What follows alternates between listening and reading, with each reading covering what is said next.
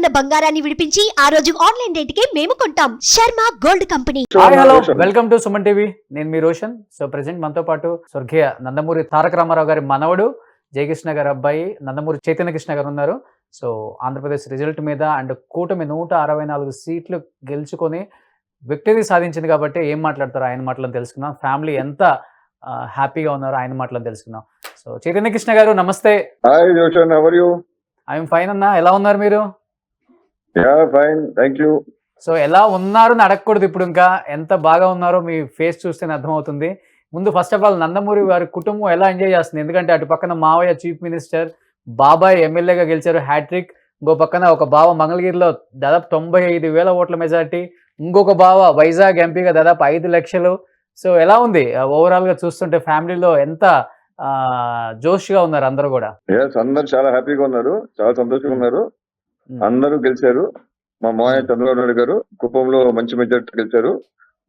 అలాగే మా అత్త పురంధేశ్వరి గారు బ్రహ్మాండమైన మెజార్టీ మన రాష్ట్రంలో గెలిచారు, అత్తగారు. దాని తర్వాత మా బాబాయ్ నటసింహ బాలకృష్ణ గారు కంటిన్యూస్ గా హ్యాట్రిక్ సాధించారు. అండ్ అలాగనే మా బావ లోకేష్, మా అత్త కొడుకు, మంగళగిరిలో 91,000 అనుకుంటా అద్భుతమైన మెజార్టీతో విజయం సాధించారు. చాలా సంతోషం. అండ్ అదే కాకుండా మా బాబాయ్ అల్లుడు భరత్ వైజాగ్ లో అత్యధికమైన మెజార్టీతో గెలుపొందారు. అందరూ సంతోషంగా ఉన్నారు. ముఖ్యంగా మాకేంటంటే మా ఫ్యామిలీ సంతోషం కంటే ఆంధ్ర రాష్ట్ర ప్రజల సంతోషం మాకు ముఖ్యం. ఇది మా ఫ్యామిలీ గెలుపు కాదు, ఇది ఆంధ్ర రాష్ట్ర ప్రజల గెలుపు.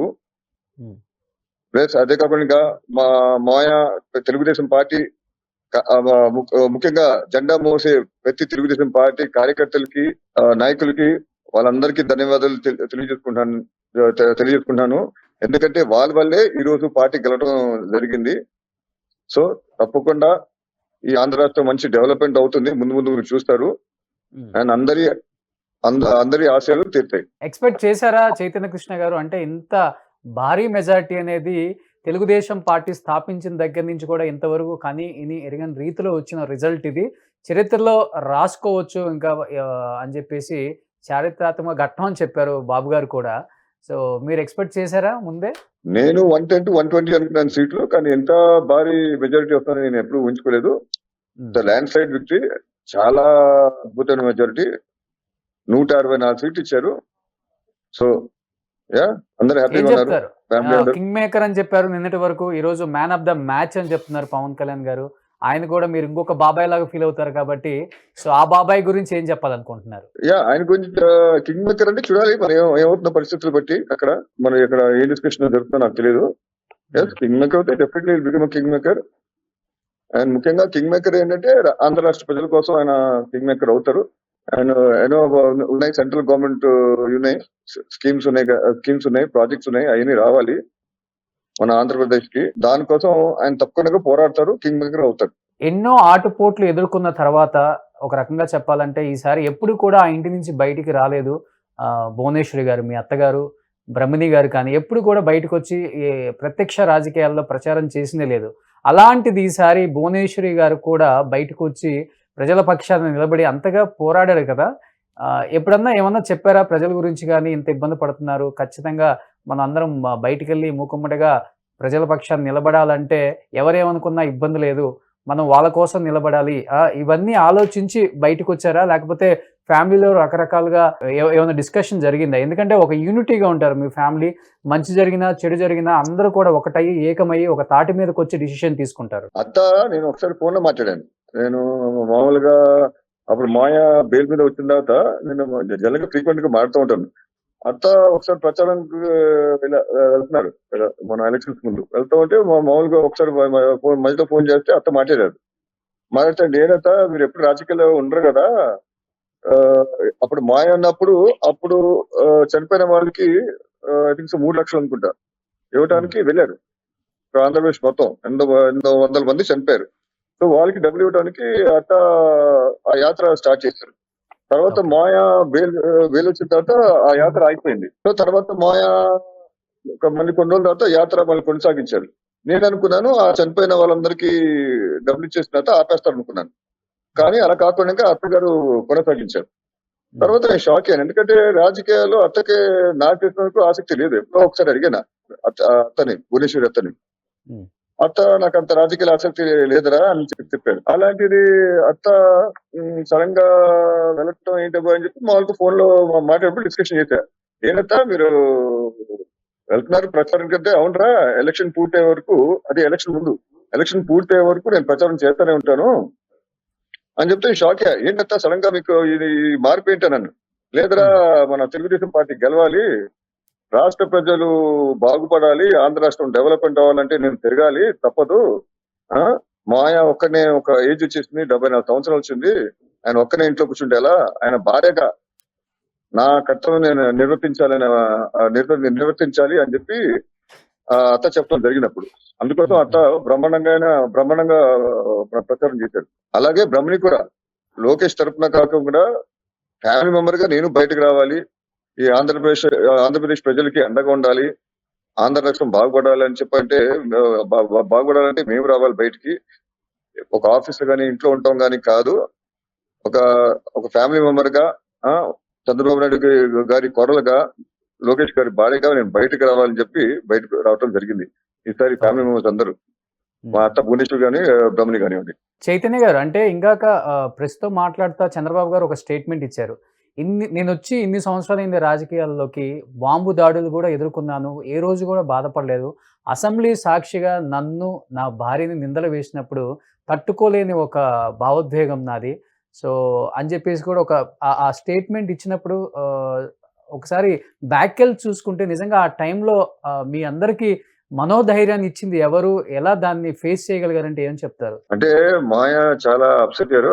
Very unfortunate. అది అలా నీచంగా మాట్లాడకూడదు, చాలా దారుణంగా మాట్లాడారు. మన రాజకీయాలు చూసుకుంటే ఏ ఒక్క రాజకీయ నాయకుడు అలా మాట్లాడరు కూడా. మీరు పాతకాలం రాజకీయాలు చూసుకుంటే, మన 1980s కూడా చూసుకుంటే, 70s కానివ్వండి, మా తాతగారు ఉన్నప్పుడు కూడా ఏ రాజకీయ నాయకులు ఇలా మాట్లాడేవారు కాదు. పర్సనల్ గా వచ్చి ముఖ్యంగా మహిళల మీద చేయరు. ఎందుకు, మన నాయనమ్మ బసవ తారకం గురించి కూడా ఎప్పుడు మాట్లాడలేదు కాంగ్రెస్ వాళ్ళు కూడా అలా. సో వీళ్ళేంటంటే ఏం చెప్తాం, బుద్ధి లేని ఎదవలు. సారీ, ఆ మాట్లాడకూడదు, కానీ తప్పని పరిస్థితితో ఉండాల్సి వస్తుంది. మీరు చూడండి, ఇప్పుడు భారతి ఉన్నారు, జగన్ వైఫ్. ఎప్పుడు ఏ తెలుగుదేశం పార్టీ కార్యకర్తలు కానీ, నాయకులు కానీ, లేకపోతే మా ఫ్యామిలీ నుంచి కానివ్వండి, నారా నందమూరి ఫ్యామిలీ నుంచి కానీ ఎవరు భారతిని తిట్లా. అసలు రాజకీయాల్లో లాగల భారతిని. కొంచెం డిగ్నిఫైడ్ గా ఉండాలి. మనం ఏదైనా మాట్లాడినప్పుడు విధి విధానాలు కూడా తిట్టుకోండి, అంతేగాని ఇలా పిచ్చి పిచ్చికి వచ్చినట్టు మాట్లాడితే ఎలా? సో ఆ రోజున మేము షాక్ పుట్టాము. నాకు మా ఫాదర్ ఫ్రెండ్ ఫోన్ చేశారు, రమేష్ గారు అని చెప్పి, మీ మాయ ఏడుస్తున్నాను, నేను అప్పుడు డ్రైవింగ్ చేస్తున్నాను, సో బ్లూటూత్ ఆన్ లో ఉంది. అప్పుడు చెప్పారన్న, మీ మాయ ఏడుస్తున్నారంటే షాకే. మాయ అంకుల్ అని చెప్తే, లేదు బాగా ఏడుస్తున్నారు, టీవీలో వస్తున్నారని చెప్తే ఇంటికి చూస్తే నా ఏడుపు వీడియో కనిపించింది నాకు. సారీ, మన టీవీ ఛానల్ లో టెలికాస్ట్ చేస్తున్నారు. అది చూసి నేను షాక్ అయ్యాను. ఏంటి మాయ ఎప్పుడు స్ట్రాంగ్ గా ఉంటారు, గట్టిగా ఉంటారు, అంత షాక్ అవటం ఏంటి అని చెప్పి ఫీల్ అయ్యాను. ఆమె మీద పెంచుకున్న ప్రేమ కనిపించింది ఆ వీడియోలో చాలా మందికి కూడా బాగా. ఎందుకంటే మా వాళ్ళు ఆడవాళ్ళకి చాలా గౌరవిస్తారండి. ముఖ్యంగా మా నందమూరి ఫ్యామిలీ కానివ్వండి, నారా ఫ్యామిలీ కానివ్వండి, చాలా గౌరవిస్తారు. అండ్ మాయ ఎప్పుడు అంత స్ట్రాంగ్ గా ఉంటారు, పోరాట యోధుడైనా. అంత పోరాట యోధుడే ఉండి ఇలా ఏడటం ఏంటి అనేది అందరూ ఆశ్చర్యపోయారు, అసలు షాక్ గురయ్యారు అసలు. తర్వాత మేమందరూ అనుకున్నాం, లేదు ఫ్యామిలీ ముక్త కట్టంతో వచ్చి ఖండించాలి, మా మాయకి అండ నిలబడాలి అని చెప్పి ఆలోచించి మేము అందరూ ముందుకొచ్చాం. ఎందుకంటే ఫ్యామిలీ సంతోషాలు ఉన్నప్పుడే కాదు, కష్టాలు ఉన్నప్పుడు కూడా ఫ్యామిలీ అందరూ కలిసి ఉండాలి. సో అది చాలా మందికి క్వశ్చన్ మార్క్. చైతన్య కృష్ణ గారు, చాలా మంది నన్ను కూడా అడుగుతారు, బట్ నేను కూడా మిమ్మల్ని ఎప్పుడు అడగలేదు. అంటే ఒక ఫ్యామిలీ ఒక స్థాయికి వెళ్ళిన తర్వాత, ముఖ్యంగా రాజకీయాల్లో కావచ్చు, సినిమా రంగంలో కావచ్చు, తెలియకుండా మనస్పర్ధలు వస్తూనే ఉంటాయి, ఒకళ్ళు ఎక్కువ ఒకళ్ళు తక్కువ చూస్తూనే ఉంటారు. అలాంటిది నందమూరి కుటుంబంలో ఇంతవరకు ఎవ్వరూ చూడలేదు తెలుగు రాష్ట్రాలలో.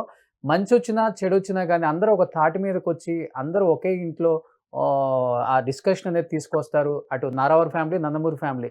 అంటే ఎవరు, అంటే ఒక తాటి మీదకి తీసుకురావడానికి మెయిన్ రీజన్ ఎవరు? ఒక పిల్లర్ ఎవరు? మేజర్ పిల్లర్ దీనికి అసలుకి మనందరం కలిసికట్టుగా ఉండాలి, మంచైనా చెడైనా అని చెప్పే మంచి వ్యక్తి అంటే మీ కుటుంబంలో ఎవరి పేరు చెప్తారు మీరు? అంటే అందరు కలిసి ఉంటామండి, అందరూ ఆలోచిస్తూ ఉంటాం. ఎప్పుడు మనం మన పండుగల రోజు కానివ్వండి, ఫ్యామిలీ మెంబర్స్ కలుస్తాం, కలిసి ఎవరో ఒకరి డిసిషన్ తీసుకోవటం కాదు, అది మా తాతగారి నుంచి స్టార్ట్ అయ్యింది. తాతగారు ఉన్నప్పుడు అందరిని పిలిచేవారు, కూర్చోబెట్టి మాట్లాడేవారు. ఇప్పుడు ఆ స్టాండ్ ఎవరు తీసుకున్నారు?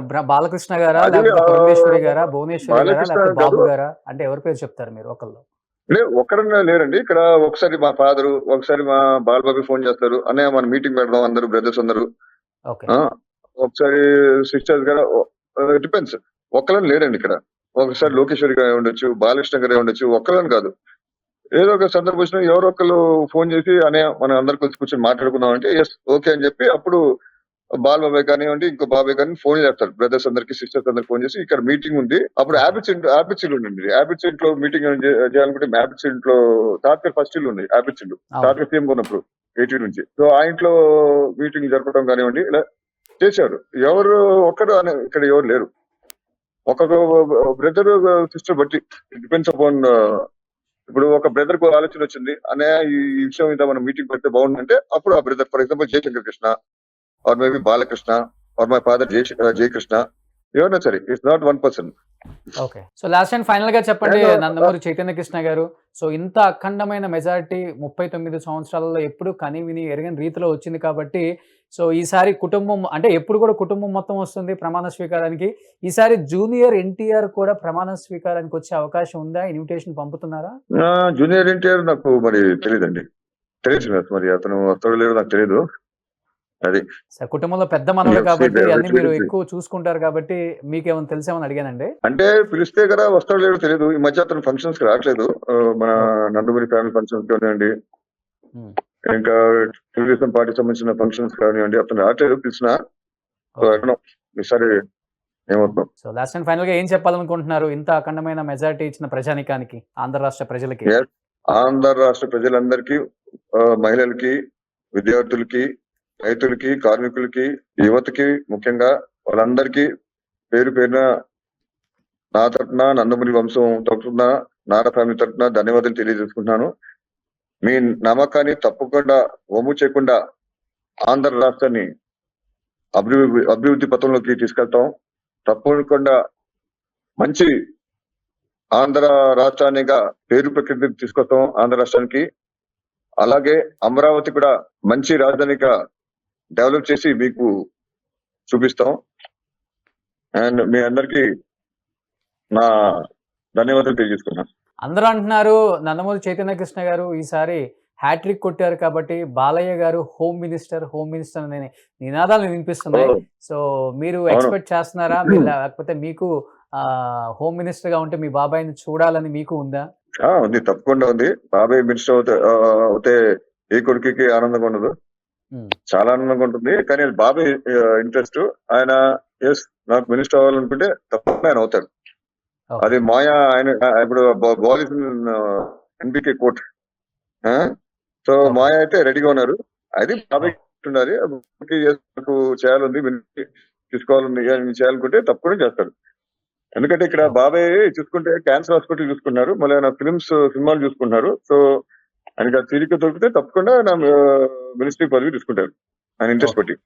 Okay. So thank you so much Chaitanya గారు. అడగగానే లైవ్ లో జాయిన్ అయ్యారు. థ్యాంక్ యూ అండి once again. Thank you very much.